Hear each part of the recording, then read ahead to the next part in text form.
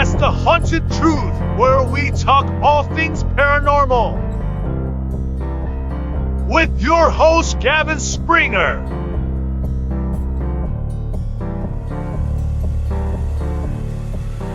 This is a story of how one night can reawaken your passion and push you further down the path that you're supposed to be on.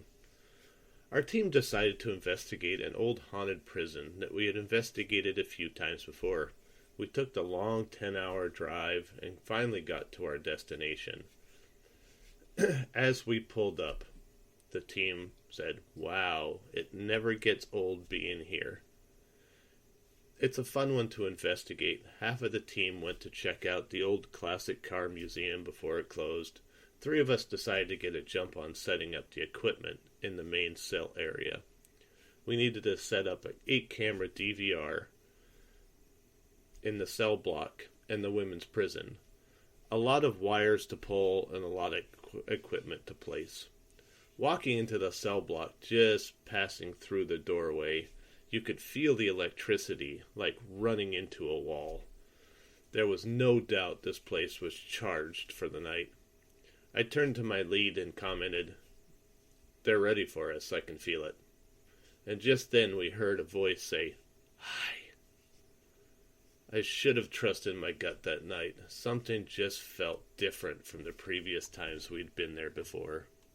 At this point, the team was all back, and we were all done setting up. We all split up and began to investigate. I sent 2 to the women's prison, 2 to the death tower, and 2 to solitary confinement. We were getting lots of interaction, lots of light play, voices, and spirits talking to us via automatic writing. We decided to take a break and a snack, drink water, and talk over what we all saw after the first part of that investigation. The death tower was feeling different and more negative than normal. The guard walk was having light play. Solitary confinement is always active.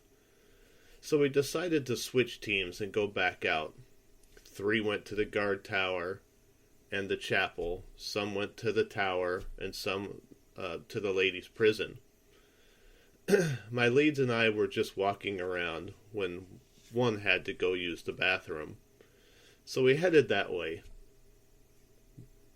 We could hear Kathy, Todd, and another girl asking questions in the guard walk tunnel. My lead and I were like, we should go scare them. And then we laughed. That was the last thing that I remember. Then all of a sudden, I turned and went towards the guard walk where they were inside asking questions. Kathy asked, "Why don't you make that flashlight move again for me?" I leaned down towards the window, and out of my mouth came, "Because I don't want to," in a voice that was not mine. I turned and looked at Vinoy, and he said it didn't look like or sound like me at all. The girls came out of the tunnel screaming, and I guess I was just standing there expressionless. Then I turned and walked away from everyone and went outside, walked over to the grass, and threw up violently. I felt as though I had been punched in the stomach. This is what you call being jumped. This is when a spirit jumps into your body and takes control of it for a short period of time, and then leaves. Come to find out, there were a few of these types of spirits in this prison, and they think it's very funny to do this. Right then, I decided to call it a night and pack up all the equipment and just go, for the safety of the team. When leaving places, I'm always the last one to leave. Here was no different. I made sure that all are safe and that we had everything. As I was carrying out the last pieces of equipment and cases in the lower cell block, something grabbed me. It felt like 2 huge hands, one on my chest and one on my back, like a vice.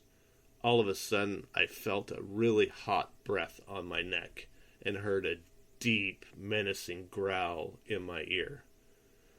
I could tell by the energy of this thing that it was huge and very strong. I could also tell as this was something dark. I asked for Archangel Michael and God to help me. At that instant, I was let go, and I was out of there. You would think that this would be the end of the story, but it's not. This thing followed me home. It showed itself to Kathy and I. It made noises, walked around, growled, and you can hear deep breaths in the corner of the room. It was a hellhound. Now, in case you don't know what a hellhound is, a hellhound is a guardian or servant of hell, the devil, or the underworld. This is what we had in our home. This hellhound would follow me to work, growl at me throughout the day in my truck, and when I was home, it would sit in the corner of the bedroom, and you could see the shadow of it in that very corner. This went on for about 3 weeks before we finally got rid of this thing. This pushed me to learn more about demonology, something I had thought about going into in the past but never did. That was the push that I needed to further head down the path that I was meant to be on. A few days later, I was researching the web for some things that I needed to finish a project, and across my social media page, as luck would have it, God placed a demonologist in my path that helped me answer some questions that I had. After a few weeks of talking back and forth, he decided to train me to become one myself, so that I could better understand and know how to fight the dark side of the spiritual realm. A huge thank you goes out to this man. I would never be able to repay him for the lessons and the things that he has taught me. It is strange when you look back at past events and say, wow, that was all laid out for me to follow. That was definitely the path I was supposed to be on. Thank you for listening to the Haunted Truth Podcast. Remember to believe in the unknown.